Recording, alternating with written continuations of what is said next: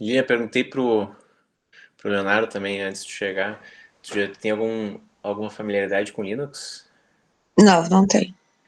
Só o que fez na aula lá no iniciozinho lá. Sim, sim, só aquilo lá. Mas nem peguei mais depois, nem abri pra ver se tá funcionando, cara. Uhum.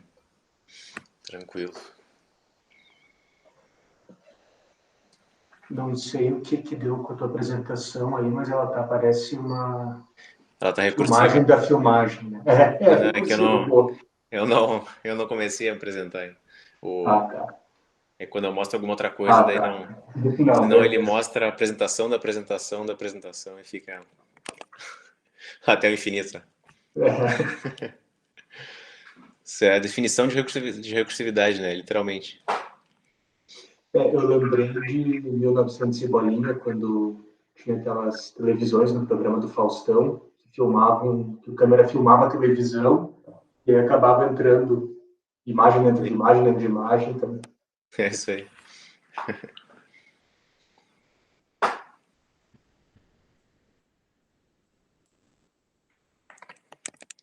Esperar um pouquinho aí. Acho que eu vou começar falando, essa parte inicial é bem introdutória. Então, vamos tocar a ficha. Eu coloquei o gabarito lá, né, pessoal? Que, como ninguém, todo mundo entregou ali e conseguiu fazer, basicamente, teve um aluno só que não botou explicação ali da primeira questão, mas o resto, mas mesmo assim chegou na resposta, né? Daí eu não vou entrar em detalhes aqui no gabarito, mas é só dar uma olhada lá, quem tiver alguma dúvida, só me perguntar que eu auxilio. Hoje a gente vai começar finalmente a parte do Kali Linux, então a gente vai dar um break, ele vai dar uma parada na parte da criptografia, e a gente vai começar a falar sobre esse sistema operacional, que é o Kali. Quem que entrou mesmo? Deixa eu ver. Zilmar, tem alguma experiência com Linux? Já Isso, mexeu? pouca.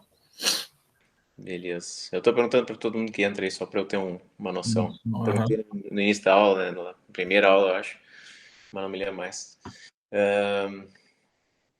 Então, tem alguns termos que a gente tem que se acostumar um pouco, que quando a gente está acostumado a usar o Windows, por exemplo, a gente não tem muita relação, né? Então, um dos termos que a gente tem que se acostumar a usar em Linux são binários, que na prática são os executáveis, como seria o equivalente aos executáveis lá de Windows. Então, eles sempre são armazenados nesses diretórios aqui, né? Dentro do diretório bin, que está dentro do diretório USR, que é de user, de usuário, ou no SBIN. Normalmente são os comandos que a gente consegue chamar pelo terminal. Então, tem uma série de comandos, por exemplo, o ls, que lista o diretório corrente, né, mostra os arquivos que eu tenho ali e outros diretórios na pasta corrente, o cd para se movimentar entre as pastas e ficar navegando tudo através do terminal. Então, todos esses são binários, são arquivos que eu não consigo, se eu pegar esse arquivo físico e tentar ler ele no editor de texto, eu não consigo ler porque ele é um arquivo binário executável. Mas dentro dele ele tem uma série de comandos que o computador consegue interpretar e executar. Então, toda vez que eu executo o ls, ele vai lá e vai fazer os comandos necessários para o sistema operacional listar os arquivos correntes, né, na minha pasta atual. Ele é sensitivo ao caso, então,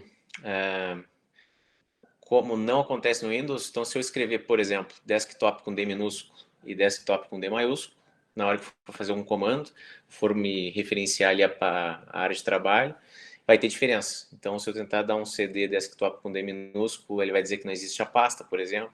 Então, a gente tem que ter um pouco de cuidado com maiúsculas e minúsculas. A gente chama de diretório, não de pasta, como é chamado no Windows. E é a partir dos diretórios que a gente tem uma organização hierárquica dos arquivos.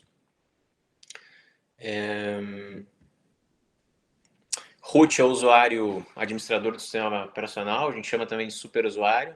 Então, quem for um usuário root, ele tem permissão para fazer qualquer coisa no sistema operacional, fazer qualquer configuração, instalação, então qualquer tipo de comando que possa ser executado, ele tem a permissão. Eu posso ter um usuário comum, por exemplo, que não tenha permissão para algumas coisas, ou que não tenha permissão para acessar algumas pastas, o root vai conseguir fazer tudo.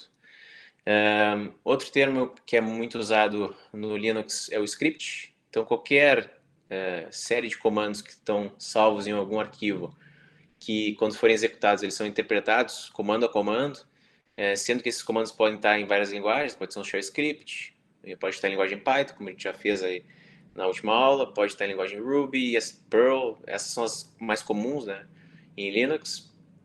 Por padrão, quando tu instala o Linux, ele já vem com Python instalado, Ruby não me lembro se vem instalado também, mas a grande maioria a gente já consegue executar ele no Linux por default.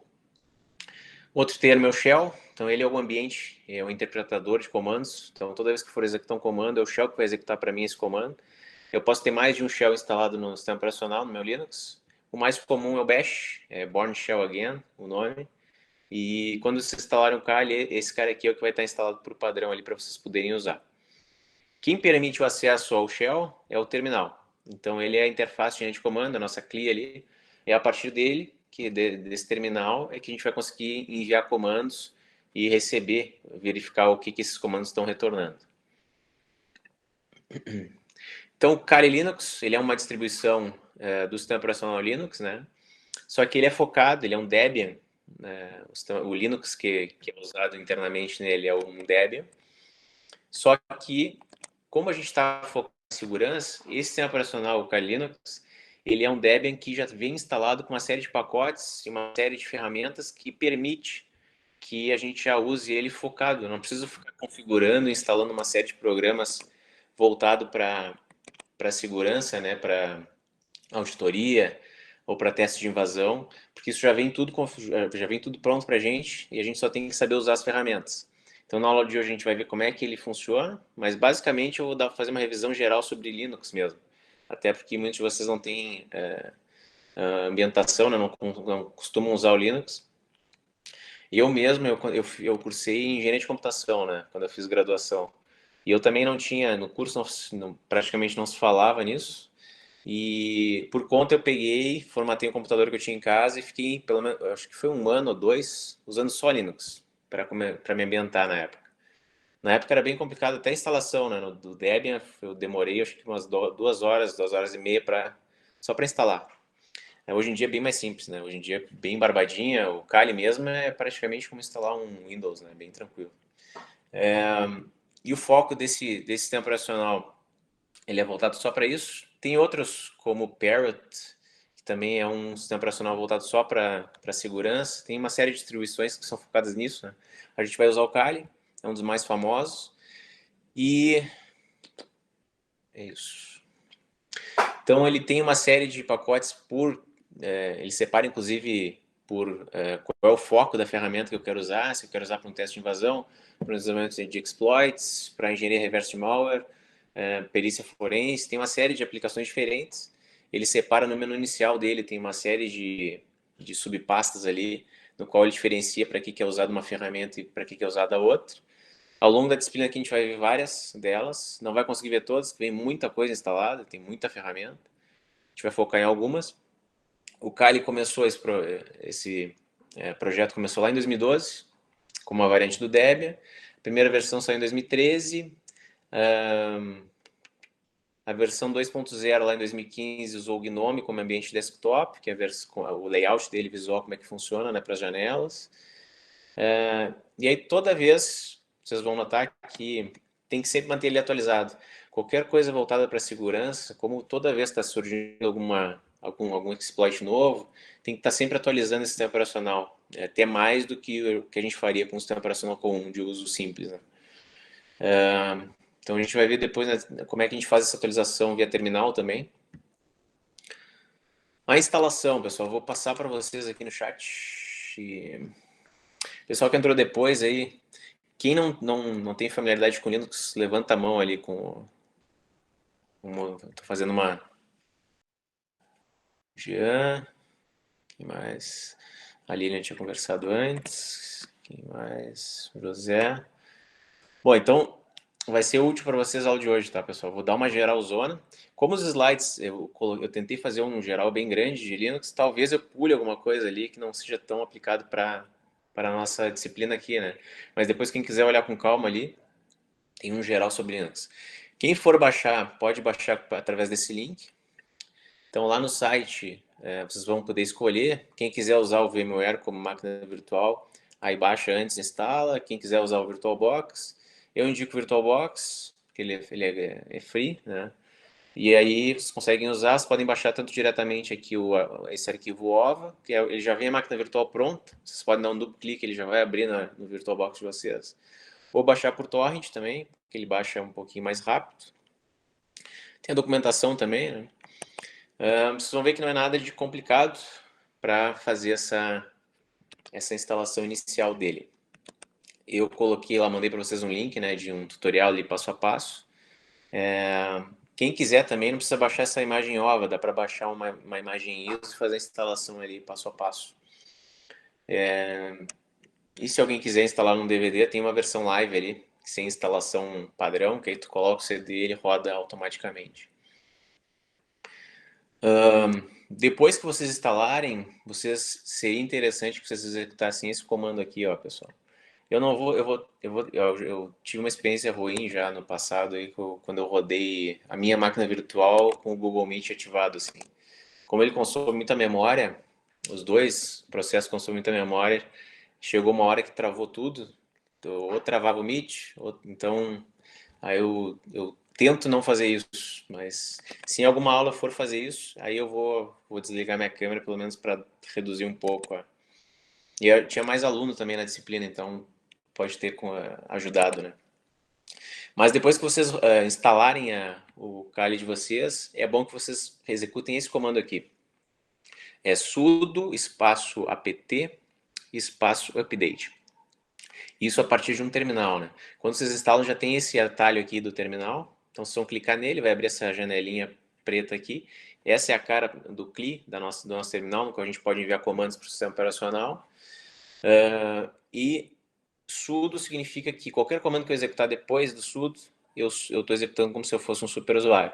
Então, ele vai pedir para mim a senha, a minha senha root que eu configurei, e o apt é o nosso gerenciador de pacotes. Então, aqui eu estou dizendo que eu vou usar o apt para atualizar ele.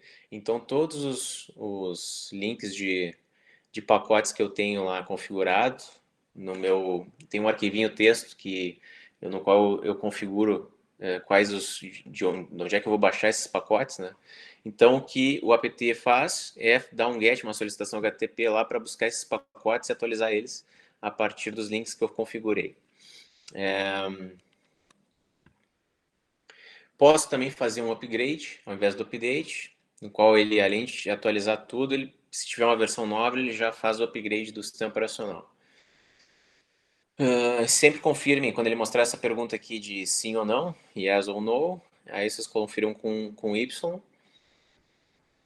E na hora de fazer o login, isso aí mudou de uns anos para cá, né? Antes era outra senha, mas o padrão agora é ser Kali mesmo. Então, o usuário e a senha são o mesmo nome, em minúsculas, e aí vocês vão clicar em login.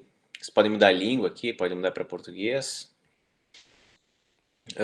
Quando vocês forem sair do sistema operacional, vocês podem tanto clicar aqui, né, com o mouse e dar um shutdown, ou vocês podem executar por linha de comando esse comando aqui, shutdown -h now, que ele vai fechar agora o sistema operacional, e ele vai automaticamente sair de tudo que é programa que estiver rodando automaticamente.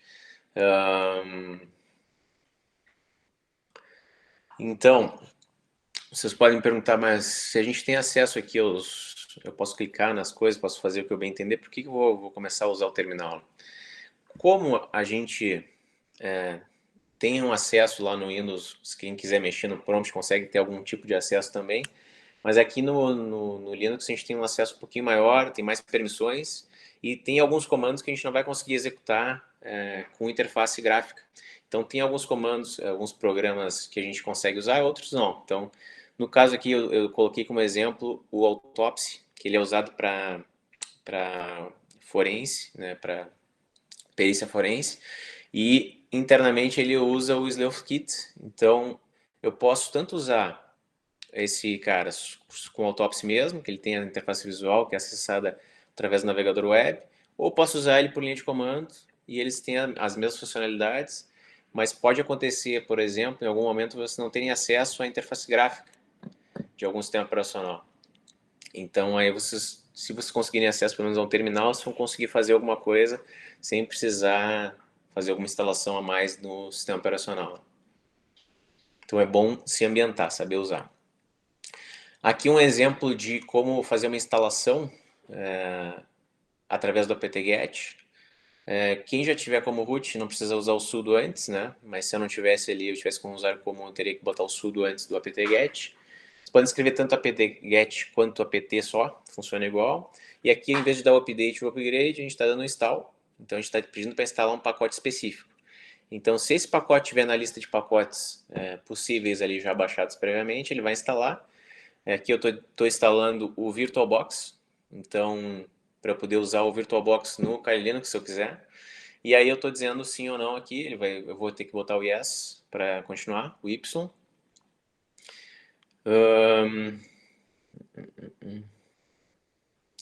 Uma coisa interessante do Shell é que ele tem uma lista de variáveis.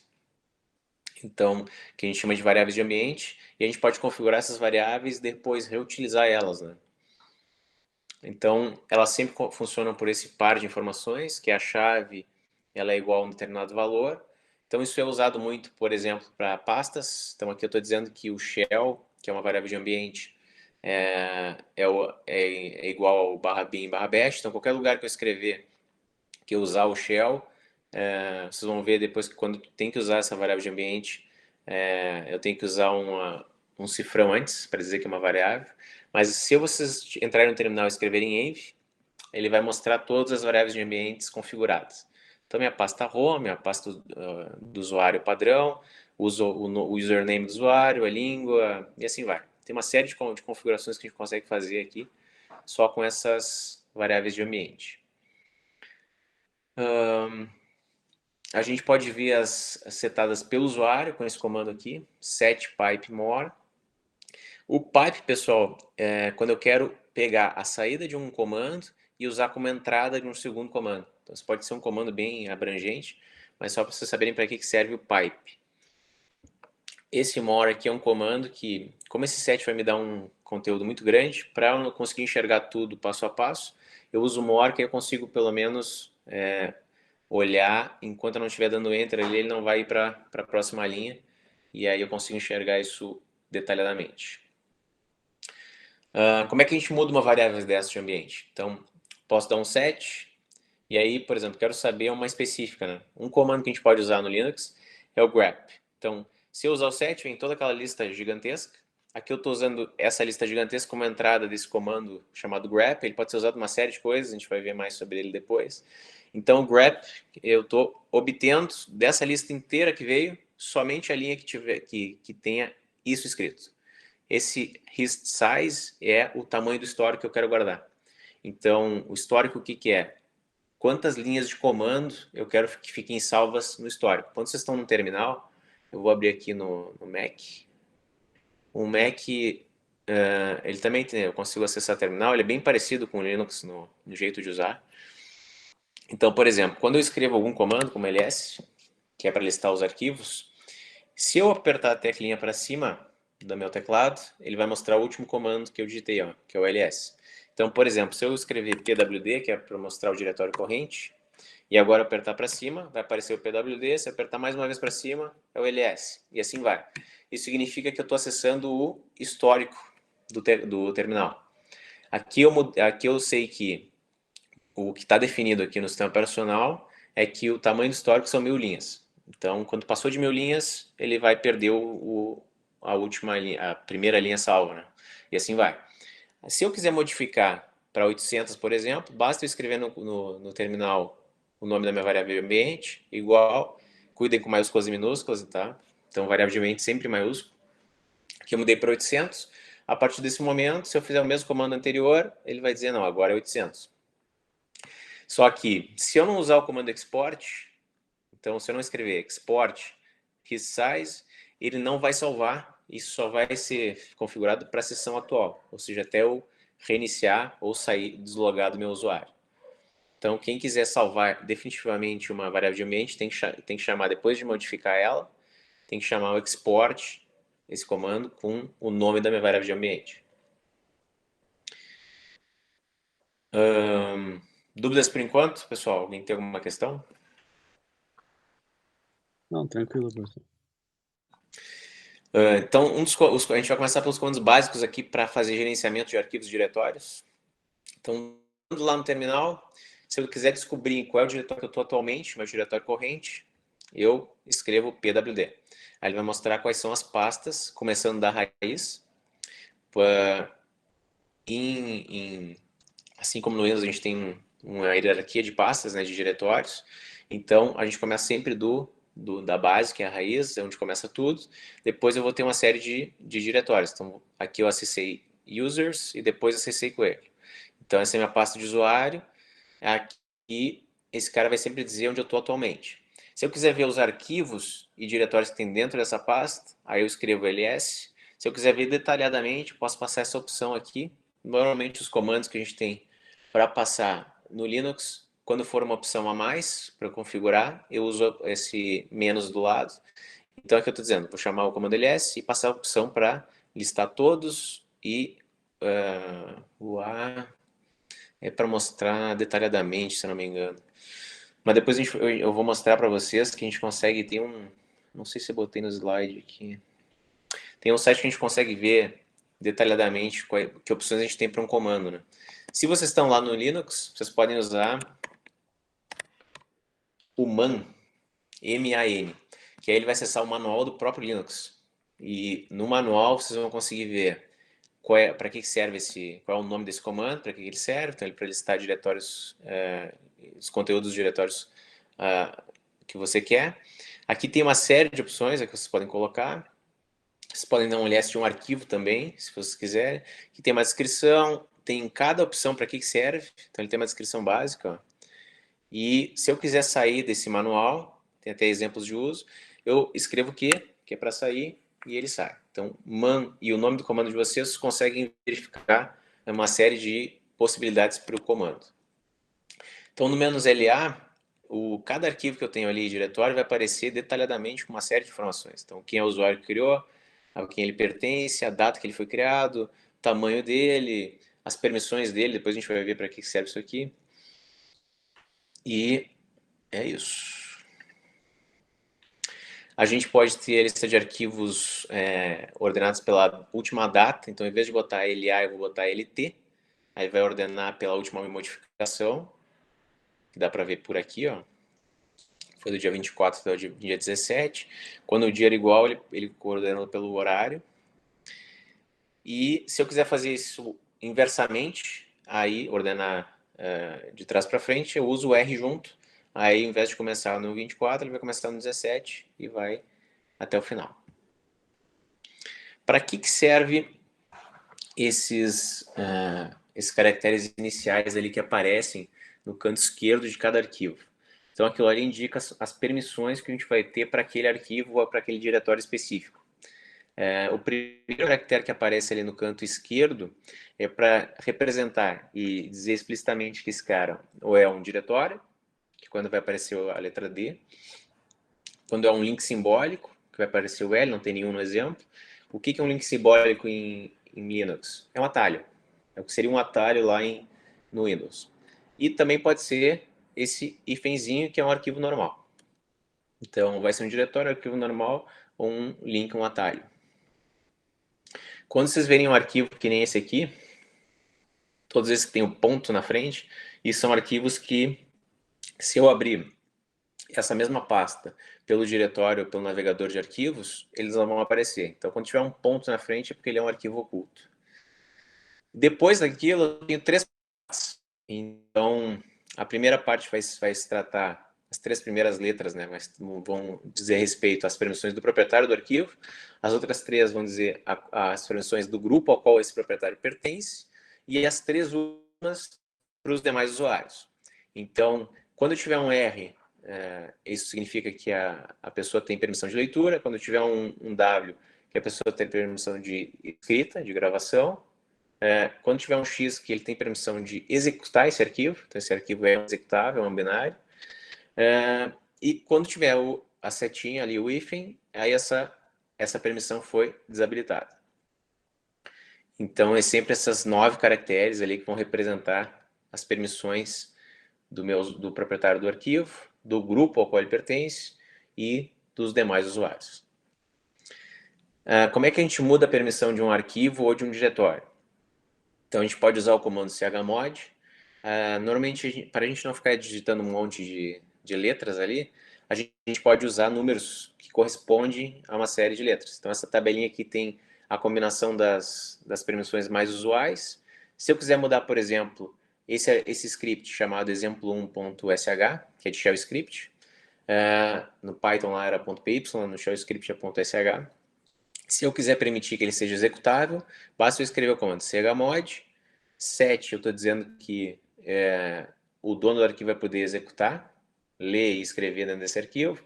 Como eu botei segundo set, eu digo que o grupo ao qual o dono desse arquivo pertence também pode fazer tudo isso. Como eu botei mais um set, todos os outros usuários, quem quiser executar ele, ou escrever nele, ou ler dele, vai poder fazer isso também. A gente pode alterar também, um outro comando que a gente pode usar é alterar o dono de um arquivo. Isso pode ser usado por algum hacker para tentar burlar e fingir que o arquivo que não foi criado por ele, foi criado por um usuário fidedigno ali, usuário daquela máquina. Então, por exemplo, se eu tiver ali dei um ls, né, de um determinado arquivo, aí ele mostrou todas as permissões, mostrou quem criou, o grupo que ele pertence, a data que ele foi modificado e o nome do arquivo. Se eu escrever e usar o comando o chmod para mudar a permissão, o chown é para mudar change owner. Então, eu estou trocando o dono do arquivo. Então, eu mudei que o dono desse arquivo, temp-file, antes era o Rimancho ali, agora é o root. Então, agora alterei. Se eu der um ls novamente, vai aparecer root ali ao invés do nome do cara que criou de fato. E se eu quiser mudar o grupo ao qual ele pertence, basta usar change group, chgrp. Então, ali ele está mudando tanto o dono do arquivo para Joe, quanto o grupo ao qual ele pertence para Friends.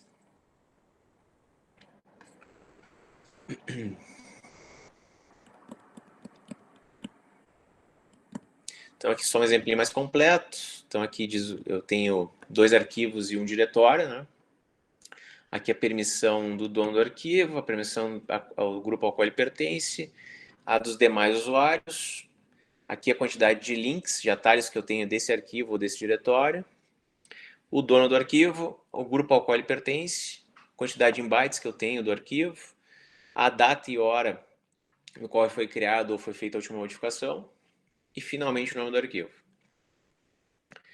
Então, outros 2 comandos que a gente tem que aprender a usar no Kali, no terminal, é o cat e o echo. Então, por exemplo, nesse caso aqui, o primeiro comando que eu fiz aqui foi dar um cd, ver se está todo mundo vivo aqui, dar um cd documentos, ou seja, eu entrei dentro da pasta do diretório documentos, dei um ls para ver o que tem dentro. Então, tem esse arquivo aqui, arquivo.txt, é um arquivo texto. Se eu quiser ver o conteúdo dele sem precisar abrir ele efetivamente, via terminal eu posso dar um cat e o nome do meu arquivo, ele vai mostrar o conteúdo dele. Então, inicialmente tem esse link dentro desse arquivo aqui, .txt.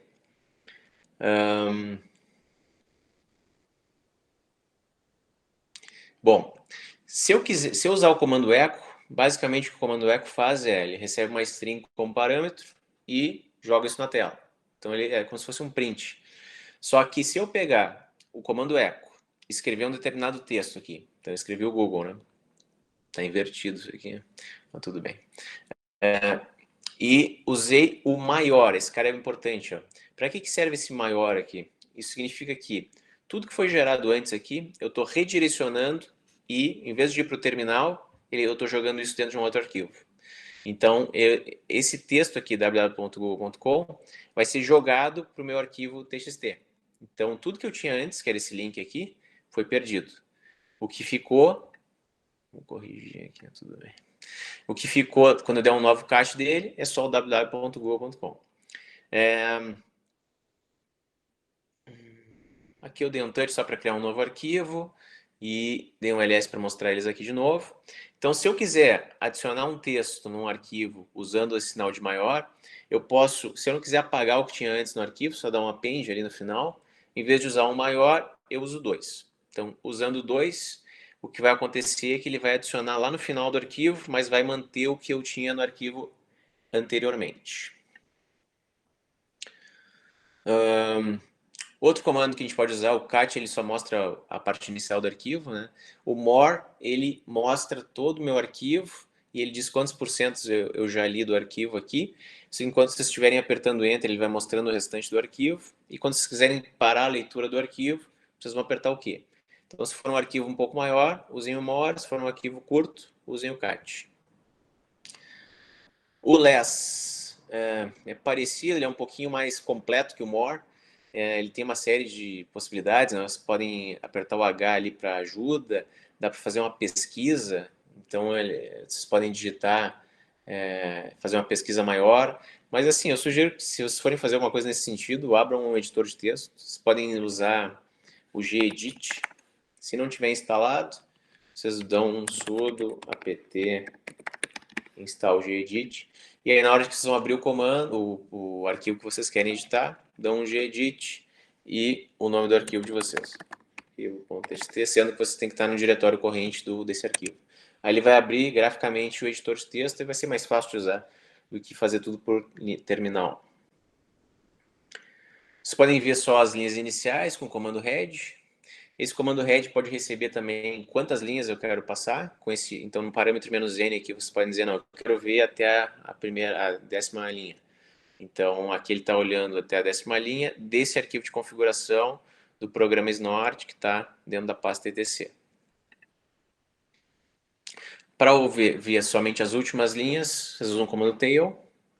E a mesma coisa que vocês podem passar para o head, vocês podem passar para o tail também. Tem que dar uma espiada ali só. Uma coisa interessante é o comando NL, que é Numbering Lines. Então, se vocês quiserem ver um código, por exemplo, um script, e querem botar um número ali de linha do lado, para pelo menos se organizar e saber onde é que estão os comandos que eu... Então, por exemplo, esse echo está na linha 11, esse tipo de coisa, basta vocês escreverem NL, o nome do arquivo de vocês. Aqui, por exemplo, eu usei o comando NL para numerar, e usei essa entrada do comando todo numerado, que é esse arquivo todo aqui. Como pipe, eu usei como entrada do comando grep, porque eu peguei todo aquele arquivo já de texto numerado, com as linhas numeradas, e dei um grep cd, ou seja, todas as linhas que aparecem a palavra cd, ele vai mostrar para mim. Então aqui esse é um uso interessante de fazer essa pesquisa, que ele já restringe para mim, já mostra certinho em qual número de linha que aparece o comando, qual comando e o conteúdo da linha. Então, bem interessante. É um uso legal para esse tipo de comando. Sempre que vocês usarem 2 pontos, um ponto seguido do outro, e uma barra, vocês estão dizendo que vocês querem ir para a pasta pai de vocês, ou seja, a pasta a qual esse diretório pertence. Então, aqui, inicialmente eu vi, não, eu estou na pasta coelho, no diretório coelho, que está dentro do diretório users. Um outro comando que vocês podem usar é whoami, que é saber qual é o usuário que está logado nesse terminal. Aí, se eu escrever cd ponto ponto, tem que ter um espaço entre o cd e o ponto ponto, tá? Vocês foram para a pasta anterior, ou seja, a pasta a qual o coelho está dentro, ou seja, está na pasta users agora. Então, se eu der um pwd agora, depois do cd ponto ponto, eu voltei para a pasta users. Se eu der um cd coelho novamente, eu entrei dentro da pasta coelho. Então, cd para se movimentar nas pastas. O 2 pontos representa a minha pasta anterior, o meu diretório anterior, e aí vocês podem usar qualquer comando, qualquer nome de pasta ali, desde que ele esteja dentro desse diretório. Se vocês quiserem mudar radicalmente onde vocês estão, por exemplo, aqui eu fui para a raiz e acessei o diretório etc. Então, eu saí totalmente do diretório que eu estava antes, e aí se eu der um pwd agora, eu estou mostrando que eu estou lá no meu etc. Listei os arquivos que tem lá dentro, com ls. Esses são, em linhas gerais, toda a hierarquia que vocês têm dentro tanto de arquivos e diretórios gerais, assim, de um jeito bem global, dentro de um Linux. Então tem uma série, a gente começa na raiz, que é usado sempre aquela barra. Eu vou ter sempre o barra root, que é o diretório do superusuário. O etc, que são os arquivos de configuração. O boot a gente não vai mexer, que é a imagem do kernel. O home, que é importante, são os diretórios dos usuários. Então todo usuário que puder logar na máquina vai ter uma pasta dentro da pasta home. E quando eu fizer login, eu vou ter acesso à minha pasta home e aos outros arquivos. Se eu for um superusuário, eu tenho acesso a tudo, né? Mas ali no caso, nesse exemplo, tem o Rick, a Ana, a Amy e o Bob. Quando o Bob fizer login na máquina, ele só vai acessar a pasta home dele. Quando o Rick acessar, só a dele e assim vai. Tem a pasta bin, que é para arquivos binários, lib, que é para bibliotecas, seria o equivalente ao DLL, lá, os arquivos DLL lá da Windows. Mount, que é para onde são montados outros sistemas de arquivos. Então, por exemplo, se eu conectar um USB no Linux, ele vai ser montado dentro dessa pasta MNT. Pasta user, que são os programas instalados pelo usuário. Então, isso também é interessante. E assim vai, tá? É só para vocês terem uma noção dos arquivos que existem dentro. Tem uma série de arquivos quando vocês instalam já o Linux. Aqui tem algumas tarefas, tá? Para vocês fazerem. Tem tanto nesses slides aqui, quanto no próximo slide que eu vou mostrar. Vocês não precisam fazer tudo, tá? Quem quiser tentar só para pegar uma ambientação melhor, pode dar uma mexida aqui melhor, mas não é obrigatório, mas quem quiser mexer ali tem, pelo menos é um indicativo do que dá para fazer. Depois eu da aula, quando terminar, na próxima aula eu coloco o gabarito, dá para vocês compararem ali com o que vocês fizeram.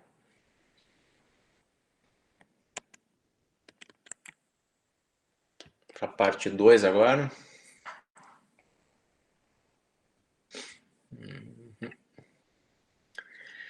Então eu falei um pouquinho, né, do man, que é do manual.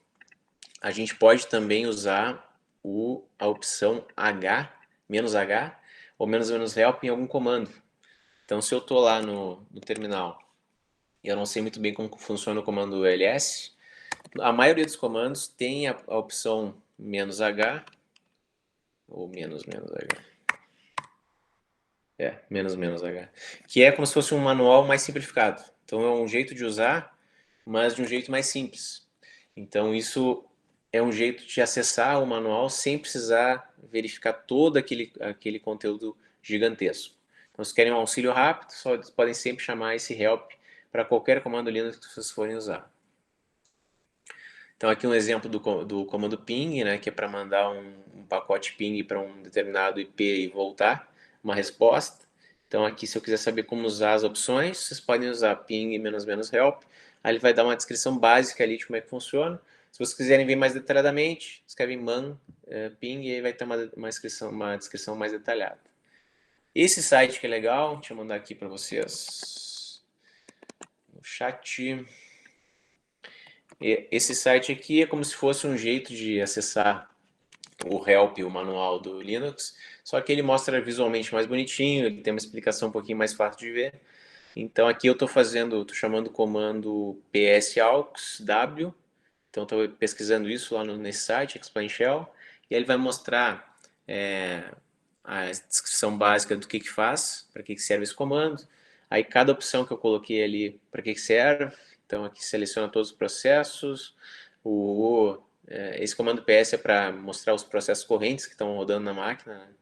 E assim vai, cada opção que tem ali ele vai mostrar detalhadamente para que serve.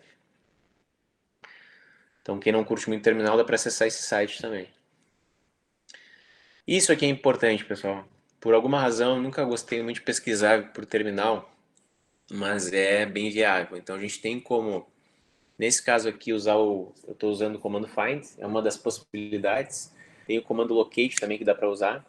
Então nesse caso aqui, eu estou dizendo, eu vou dar um find, vou procurar, aonde? No diretório raiz, então parece que é praticamente toda a máquina.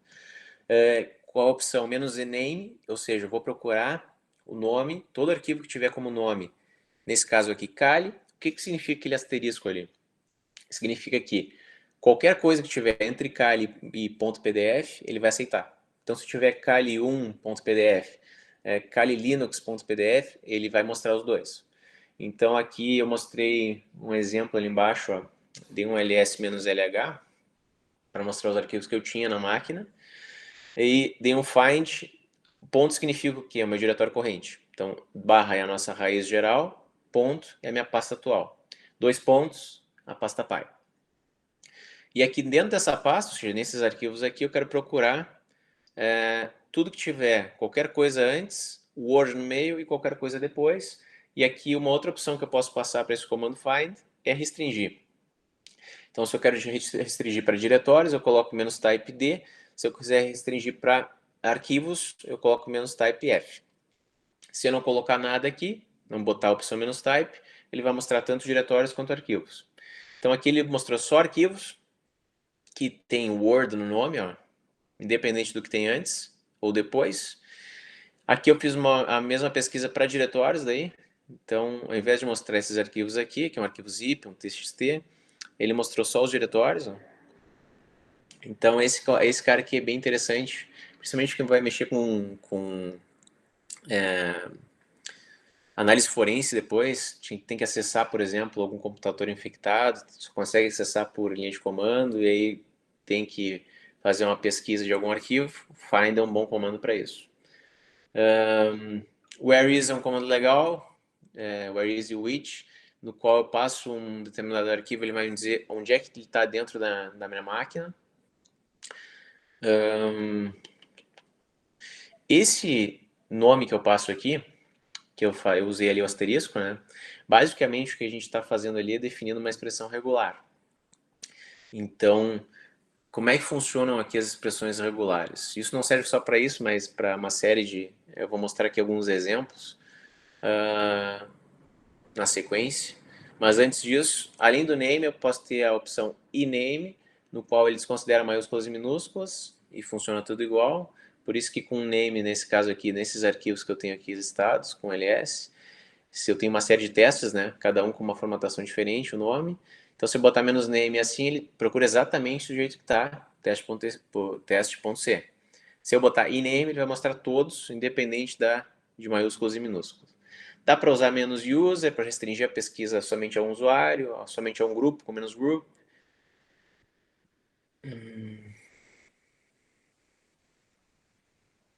E eu falei um pouquinho do grep, né? E o grep é um comando bom para pesquisa também.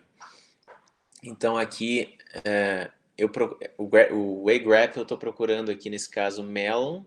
Dentro desse arquivo dados.txt, ele vai mostrar as linhas no qual eu tenho esse conteúdo aqui, somente as linhas que aparecem. A mesma coisa que a gente pode fazer pode ser com um cat, juntando, usando pipe, usando grep depois. Mesma coisa aqui. Não faz diferença aqui o aspas simples não colocar, até porque a gente nem usou a expressão aqui regular. Aqui é a mesma história, usei o grep de novo. Aqui eu estou usando o grep com "-n", daí além de mostrar, ele vai mostrar as linhas, né? Então, ou eu uso o cat, o pipe e o grep, ou uso o grep direto, e aí ele vai fazer a mesma coisa. Esse "-n" eu posso usar ali no grep, posso usar o "-c" para contar, ao invés de mostrar as linhas que eu quero saber quantas vezes aparece melon, quantas linhas aparece, aí ele vai mostrar o número total. E aqui, eu não vou entrar muito a fundo, tá, pessoal, mas quem quiser parar com calma aqui nos slides, dar uma olhada aqui como é que funciona, eu achei interessante botar esse tutorialzinho aqui de expressões regulares, regex que chama também, para quem quiser pesquisar. Então, nesse exemplo aqui, eu tenho um arquivo txt, mais simple com txt. Então, o conteúdo básico dele é esse aqui. Então, é o nome de alguém, uma fruta e uma quantidade. Então, é basicamente isso, é só isso que tem. E aí eu vou montar uma série de exemplos aqui nos slides, usando essas opções aqui, no qual eu posso criar uma expressão regular, usando o ponto para representar um caractere apenas. Esse aqui é um caractere que aparece uma vez só ou nenhuma vez. Esse aqui é para qualquer coisa, né? Então é 0 ou mais vezes daquilo que eu quero colocar. Se eu quiser restringir, botar alguma coisa especial ali, eu coloco entre chaves e assim vai. Então eu consigo fazer uma série de composições usando essas opções aqui, para na hora que eu for fazer um agrep ou um grep, eu posso fazer uma combinação. Então, aqui eu estou dizendo, eu estou procurando linhas que apareçam as vogais, então qualquer uma das vogais, por isso que eu coloquei entre colchetes, e que pelo menos tenham duas vogais. Então, é isso que eu estou fazendo nessa expressão regular. Essa aqui, eu estou definindo que somente eu tenho que ter um 2 como penúltimo caractere. Então, nesse caso aqui vai aparecer, ó, que é o 20. Esse aqui já não vai aparecer, porque o 2 é a última opção. E assim vai, pessoal. Tem uma série de opções. Eu consigo fazer milagre aqui com expressões regulares. Aí, vocês podem dar uma olhada com calma. Quem quiser pesquisar um pouco a mais por conta, eu acho bem interessante essa parte aqui de expressões regulares. Ela é bem matemática, né? Tem a ver muito com matemática. E aí você consegue fazer uma pesquisa bem específica, né? Aqui, por exemplo, eu estou dando um find, procurando, dentro dessa pasta aqui, trabalho 4, que está dentro do diretório LA11, dentro do diretório Coelho, dentro do diretório Home, somente por arquivos, então menos type F, e o nome que eu estou procurando começa com rede, tem ou nenhum caractere aqui, tem um ou zero, e depois tem um ponto e tem backup. Então todos os arquivos que eu tenho ali que tenham algum caractere ali apareceram. Agora, se eu restringir isso com colchetes e botar uma lista fixa ali de caracteres que eu quero que apareça, então nesse caso, como eu botei 1 e 2, todos os 3, 4, 5 backups que eu tinha ali não aparecem mais na minha pesquisa. É só um exemplo de uso do regex. Questões por aqui? Que boa. É bem legal essa parte de expressões regulares, né? Isso é usado em programação em geral, né? Tem para vários tratamentos de texto, dá para fazer muita coisa. Toda vez que a gente executa, então, falar um pouco de gerenciamento de processos, toda vez que a gente executa qualquer programa em Linux, vou mandar executar lá, dei um clique para abrir um programa, automaticamente pelo menos um processo vai ser iniciado. Então, esse processo ele pode rodar tanto visualmente, aparecer lá realmente o programa lá rodando, a gente chama disso de foreground, mas a grande maioria dos processos que estão rodando na máquina são em background, ou seja, a gente não está enxergando que eles estão rodando.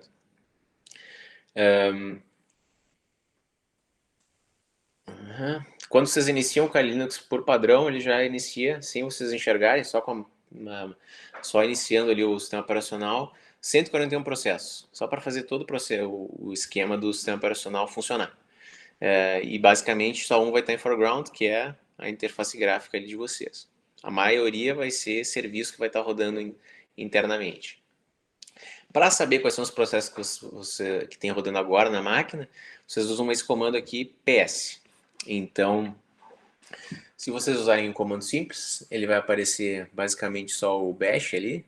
Agora, se vocês usarem aux como parâmetro, vocês vão mostrar os processos de todos os usuários que tem, os donos dos processos, por isso que é a opção 1, e alguns processos que não estão associados ao meu terminal. Ou seja, não fui eu que iniciei esses processos. Aí ele vai mostrar todos os processos que eu tenho ali na máquina rodando, que hora foi iniciada, quanto tempo ele está rodando, qual foi o comando que foi executado, quantos por cento ele tá usando da máquina, do CPU, quantos da memória, qual é o PID dela. Então, todo processo é identificado por um ID único, um número único. Isso é importante na hora que a gente quer identificar algum processo que é malicioso e tentar matar ele, tentar fazer com que ele pare de funcionar, por exemplo. Então, aqui um exemplo, ó. Eu dei um PSAlx só para saber quais são os processos que estão rodando. Usei essa entrada do PSAlx aqui no próximo comando como uma entrada usando pipe para o grep. Então, estou dando um grep de Firefox. Então, eu quero saber só os processos que estão relacionados com o meu navegador, Firefox. Aí ele mostrou aqui embaixo. E outra coisa que a gente pode fazer é ordenar essa saída. Então, aqui eu peguei a entrada do PSAlx, dei um grep Nautilus, que é o nome do gerenciador de arquivos que eu uso ali no Linux, no Kali, e dei um sort para ordenar ele. Aqui eu contei quantos processos que estão associados ao Nautilus, com a opção "-c". Aí ele deu 2 processos. Uma possibilidade de enxergar a hierarquia de processos, ou seja, qual processo deu um fork e criou um novo processo, Então, para isso, com o PSAlchs eu não consigo descobrir isso, mas com o PS-Tree eu consigo observar isso. Então, eu posso usar isso tanto para um usuário específico, então eu quero saber só os processos que iniciaram com aquele usuário, posso usar a opção "-p" também para mostrar a identificação dos processos, e o legal do PS-Tree é que ele vai mostrando,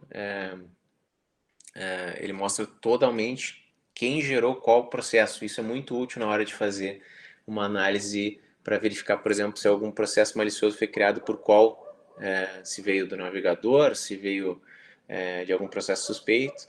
Então, outra possibilidade é usar o top. O top é como se ele estivesse mostrando automaticamente, ele vai atualizando essa tela, né? Então, diferentemente do PS, que é estático, ele tira uma foto como se fosse dos processos, o top ele vai mostrando e vai atualizando. Então, conforme vai sendo usado aqueles processos, vão atualizando porcentagem de uso da CPU, porcentagem de memória, ele vai atualizando aquilo e vai mostrando para a gente, em tempo real. Então, ele vai acontecendo isso, ele vai alterando e atualizando periodicamente. Um comando interessante para saber usar depois de saber usar o PS e o PS-Tree é o kill. Então, o kill envia um sinal que pode ser qualquer um desses números aqui, ó. Cada sinal desses é diferente. O mais tradicional é o... Cadê? 9. SIGKILL. Ou seja, eu quero que aquele processo, que por exemplo pode ser um processo malicioso, ou um processo que está onerando o meu sistema operacional, eu posso tentar matar aquele processo, ou porque ele travou, por exemplo, ou porque está ocupando muita memória. Então eu posso passar esse sinal 9 para o processo específico a partir do PID dele. E eu descubro o PID através do PS ou do PS-Tree. Outra opção de comando é o QAll, tá? E aí vocês podem passar QAll, o nome do processo, e aí não precisa saber exatamente o PID dele. Então, por exemplo, aqui eu dei um QAll -9, passei o sinal de matar lá para o processo que está associado com o Firefox. Isso automaticamente vai fechar. Se tiver um navegador Firefox aberto, ele vai morrer ali. Isso é interessante, tá, pessoal? Leafpad é o editor de texto, eu falei do Gedit antes, né? Mas Leafpad é o editor de texto padrão do Debian, e é o que vem instalado por padrão no Kali Linux. Então aqui eu quero abrir o editor de texto para verificar o conteúdo desse script aqui, só que eu quero continuar usando o terminal. Então, para que eu consiga fazer isso, deixa eu só mostrar para vocês aqui. Dá um ls, deixa eu ver, tem nada aqui, né? Vou dar um echo, exemplo, vou redirecionar esse exemplo para um arquivo, .txt, vou dar um ls agora, está lá o nosso arquivo, você dá um cat do arquivo, ele vai mostrar para nós o conteúdo, que é exemplo, e no Mac eu tenho essa facilidade aqui que eu dou um open. No caso de vocês seria o Leafpad ali, né, para abrir. Então ele vai lá e vai abrir o conteúdo do arquivo texto. Vocês vão notar que aqui eu consigo, né? Na prática no Linux, enquanto ele tivesse aberto o arquivo aqui, eu não ia conseguir mexer no terminal. Então eu não ia conseguir executar um outro comando. Mas uma possibilidade é usar o e-comercial no final. Isso permite com que ele execute o comando, crie o processo que eu quero em background, em plano de fundo, e eu continuo, ele até diz qual é o PID que foi gerado para esse processo, e eu consigo continuar usando o meu terminal ali, e o programa que eu abri, o processo que está rodando ali, continua funcionando, até que eu feche o meu terminal, né? Se esse processo ficar gerando saídas, ele vai mostrar a saída desse comando aqui também, desse processo aqui no terminal. Aqui algumas outras utilidades para usar pastas, né? Então aqui eu estava na pasta downloads, dei um cd.ponto, saí da pasta downloads, fui para a barra só, para quiser para a minha pasta de usuário, dei um ls para verificar o que tem dentro, criei um novo diretório com makedir, então criei um diretório chamado pasta nova, dei um ls, agora ele já está aqui, ó, não existia antes. Fui para dentro dessa pasta nova com cd, dei um pwd, então mostrou aqui, eu estou em home coelho, pasta nova, voltei para coelho, dei um pwd de novo, e agora eu quero mover. O que seria o mv de move? Eu posso é a mesma coisa que lá no Windows recortar e colar. Então eu estou recortando toda essa pasta atual, que está no meu diretório corrente, por isso tem um ponto, e estou jogando ela para a área de trabalho, para o desktop, que está dentro do Coelho, que está dentro de Home. Se eu for para o desktop da MLS, vai estar lá a nossa pasta com tudo que é arquivo que tiver dentro. Isso não precisa ser só para diretório, né, o Move, pode ser para arquivos, e se a gente usar isso com expressões regulares, eu posso usar isso para várias coisas, né? Ou seja, se eu botasse aqui move, ponto, barra, pasta nova, barra, e aqui fizesse uma expressão regular, por exemplo, asterisco.txt. Aí tudo que tivesse de txt ia se jogar dentro dessa pasta nova, ia ser jogado para o desktop. Então é um outro uso de expressões regulares também. Então aqui dei um ls, movi um arquivo específico para a pasta nova, dei um ls de novo, mostrei esse arquivo. Que mais? Aqui movi um arquivo para outro, ou seja, esse mv, um arquivo para outro nome, basicamente o que eu fiz foi renomear o arquivo. Então isso funciona também. Como ele recorta e cola, ele perde o que tinha anteriormente. E como eu falei de link simbólico anteriormente, a gente pode criar um atalho usando esse comando aqui, ó, ln-s, o arquivo que a gente tinha antes, que pode ser um diretório também, para o arquivo novo. Então ele vai criar um atalho, nesse caso aqui, para esse arquivo texto, que está dentro de Coelho, dentro de Home, e vai dar esse nome aqui. Quando eu clicar depois, vou tentar entrar nesse arquivo, ele vai diretamente usar esse arquivo aqui. Então ele está criando um link simbólico. O RM é para remover um arquivo. Se eu quiser remover uma pasta, eu vou ter que usar a opção "-r", que é a opção recursiva, para ele remover tudo que é arquivo e subpasta que tiver dentro dessa pasta. Aqui uns comandos esses comandos aqui eu vou dar uma pulada, tá, pessoal? O Uptime vai me verificar, vai me dizer quais são o horário atual, quanto tempo está rodando a máquina, pode ser interessante saber, quantos usuários estão logados. Deixa eu dar uma pulada aqui, que é para transformar um processo para o background ou para o foreground. Aqui para saber informações sobre um usuário específico, então W é o nome do usuário, ele vai mostrar algumas informações sobre aquele usuário. Então se a gente estivesse suspeitando que o usuário é malicioso, por exemplo, a gente quer verificar quando é que ele logou a última vez, e assim vai.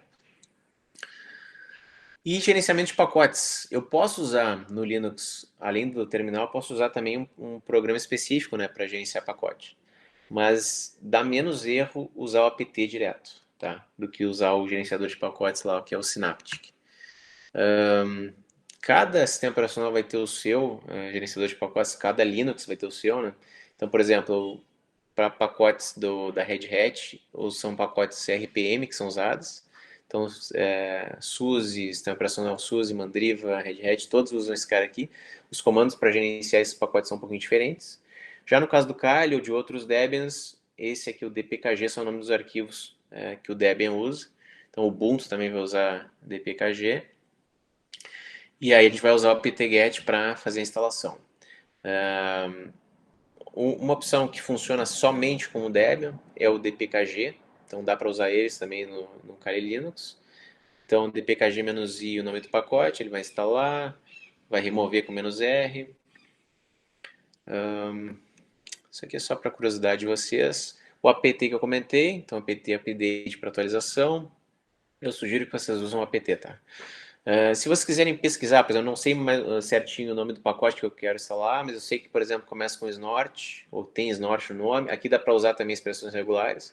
Então aqui eu vou usar o comando apt-cache e dar uma pesquisada aqui, dar um search só no cache do apt para verificar quais são os pacotes possíveis que tem esse nome aqui. Aí ele vai mostrar as opções ali. Quando eu escolher uma delas, eu vou lá e vou dar um apt-get install e o nome do pacote que eu defini ali. Para remover ou desinstalar um pacote específico, sudo apt-get remove e o nome do pacote.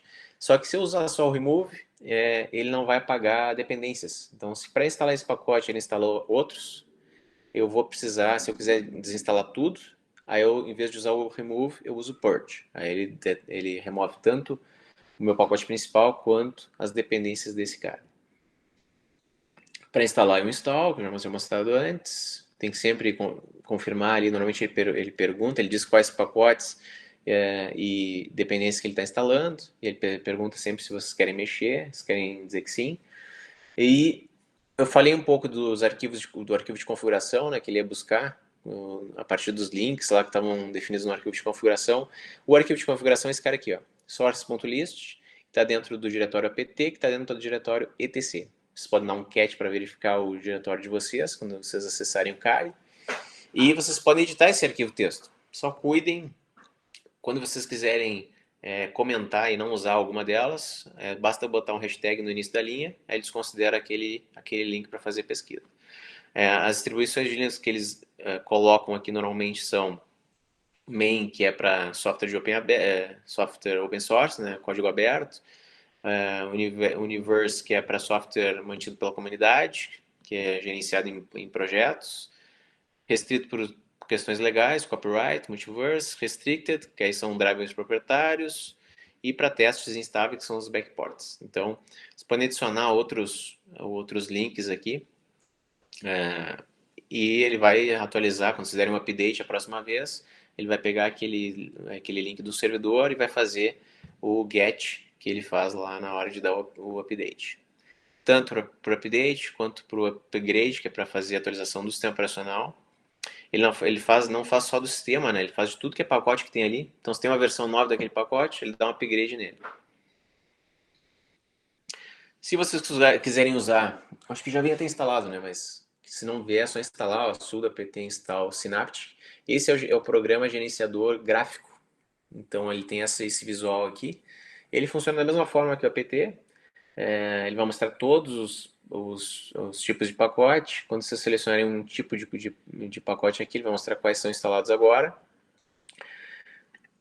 Quando vocês quiserem desinstalar, vocês marcam um deles, vai aparecer a opção de remover ou de instalar um novo, dá para pesquisar, dá para fazer tudo que vocês conseguem fazer pelo apt. Isso aqui é uma observação, tá? A gente pode fazer esse gerenciamento de pacotes, essa instalação sempre a partir do apt, mas tem alguns softwares hoje em dia que podem ser instalados, se eles estão no GitHub, por exemplo, a gente pode usar o Git para instalar ele através do Git. Então, por exemplo, se eu quiser instalar o Hydra, que é uma ferramenta bem útil aqui no Kali, e ela não vem instalada para o padrão, esse aqui é a cara do GitHub dele, do Hydra. Se eu quiser instalar o Hydra na máquina, eu tenho que clonar pelo Git a partir do link dele completo. Então sempre ele direciona para o site do GitHub. Esse aqui é o nome do usuário de quem criou, e esse aqui é o arquivo Git, que vai ter os arquivos certinhos ali para ele fazer as solicitações GET HTTP, e vai obter tudo que é arquivo para eu poder depois instalar.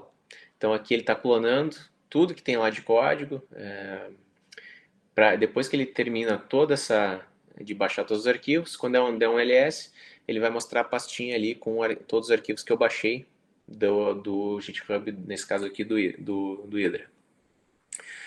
Se eu der um ls do diretório, ele vai mostrar todos os arquivos. Nesse caso, o Hydra foi implementado em C, na linguagem de programação C. Tem uma série de arquivos, tem um arquivo aqui de script, e normalmente esse tipo de programa no Linux vai funcionar parecido com o que está aqui. Então, primeiro eu entro na pasta com cd, dou um configure, então sempre tem um arquivo, normalmente tem um arquivo de configuração aqui. Então, eu executo, ele é um arquivo binário, por isso que tem esse ponto barra. Quando vocês tiverem um arquivo binário, para executar eles, tem que usar o ponto barra antes. Dou um sudo make, tem um arquivo de make aqui tem o makefile, né? Então ele se baseia nisso para fazer esse make. E depois dou um sudo make install. A partir desse momento que ele terminar de executar, eu vou poder executar o Hydra e aí automaticamente ele vai abrir o arquivo para mim. Isso aqui pode ser útil, tá? Parte de compressão de arquivos. Então, fiz lá um monte de arquivo novo, quero zipar eles e mandar por e-mail, por exemplo. Então, aqui, vocês podem usar o gerenciador de arquivos do próprio Visual, né? Do próprio Kali Linux. Mas aqui eu vou mostrar alguns comandos que a gente pode usar para fazer isso. Então, aqui eu tenho Deixa eu ver o que eu quero mostrar aqui. Tá. Então, a compressão, ó. Sempre que a gente fala em compressão de arquivos, a gente não está falando só de zipar, né? A gente está falando de usar o algoritmo para tentar reduzir em memória o espaço dele, que ele ocupa em memória, e quando a gente extrai aquilo, ele não vai perder informação nenhuma válida. Então, ele vai manter tudo que tem lá dentro. Então, por exemplo, um arquivo que já está zipado aqui, que é um arquivo tar, tem tudo isso de memória aqui, e depois que a gente comprime esse arquivo zipado para o GZ, ele vai diminuir drasticamente o tamanho, e aí eu posso mandar ele por e-mail, por exemplo, posso salvar no Drive. Para fazer isso, por exemplo, aqui eu tenho esse arquivo já compactado e já zipado e compactado, né? Se eu quiser extrair ele do gzip, eu uso o comando gzip -d, então descompress o arquivo que eu tenho ali, e ele vai já ter de volta o arquivo.tar. Se eu quiser fazer o contrário, eu dou um tar, quer dizer, se eu quiser extrair, né, esse arquivo do tar, então eu dou um tar -xvf e extraio esse arquivo, ele vai ter de fato o meu arquivo lá, tudo que eu tinha dentro desse cara, que era esse rate.zip, o script, uma pasta, um diretório. O X é de extract, o V é de modo verboso e o F é para forçar se der algum errinho. Isso aqui é legal, esse exemplo é bom. Então aqui eu estou fazendo o quê?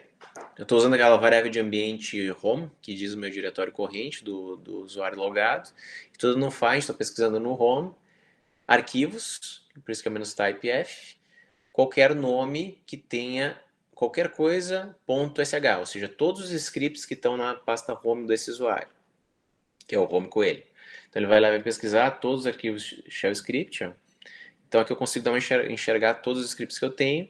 Se eu quiser usar essa saída desse comando, que é essa lista completa dos arquivos de script, e usar o pipe para colocar como entrada do xargs, que é um comando que recebe uma série de argumentos, e aqui eu estou usando essa série de argumentos para usar o comando tar e zipar tudo isso num arquivo só.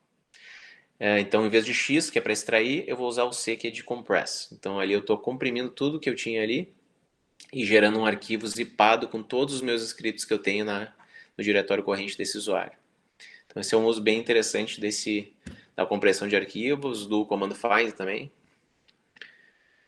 Aqui tem mais algumas tarefas, que nem eu comentei. É mais para vocês explorarem isso, né? Nós não precisamos se preocupar em fazer cada um dos exercícios, mas quem quiser dar uma explorada no Kali ali, se ambientar um pouquinho com o Kali, a pior tarefa de vocês inicial é fazer a instalação mesmo da máquina virtual.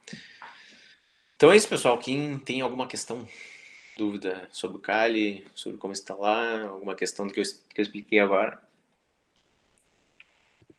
Princípio tranquilo, só ia te pedir o usuário e senha, mas eu vi que tu passou ali no slide. Kali.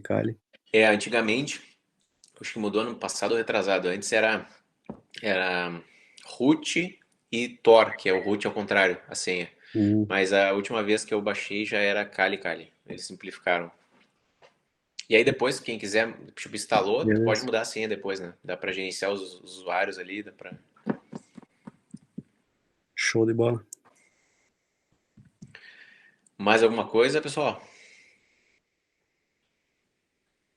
Que tudo certo também, consegui instalar e brincar um pouco aí. Show. Qualquer problema que vocês tiverem aí, eu tô começando a usar o Kali, o Linux ali, empaquei alguma coisa, ou tentei fazer um exercício e não consegui, me manda um WhatsApp ali, manda um print ali, ó, tô empaquei nisso aqui, que normalmente essa parte aqui é bem tranquila, né? Então eu consigo responder rápido também. Então é isso, pessoal. Agora a gente vai começar a brincar agora com o Kali. E aí as próximas aulas, a próxima aula, deixa eu ver aqui o planejamento. Segurança. Então aqui a gente está no Kali. A gente vai voltar um pouquinho para a criptografia. E aí depois a gente vai ter a parte de análise de dump de memória. Essa aula é muito legal. A gente vai ter já o trabalho. Então na próxima aula não, mas lá no final lá de junho a gente vai ter um trabalhinho já, o segundo trabalho, no qual a gente vai fazer uma análise forense de um dump de memória. Ou seja, eu já vou dar o arquivo para vocês do dump.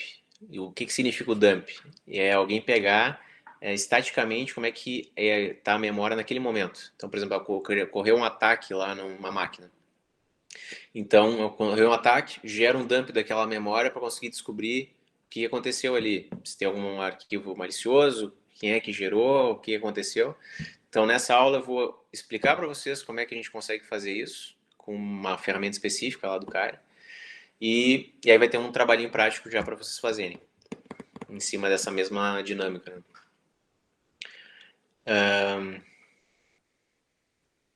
É isso, pessoal. Então, Tranquilo. até a próxima. Isso aí. Valeu, boa noite. Beleza, valeu, galera. Valeu, boa noite.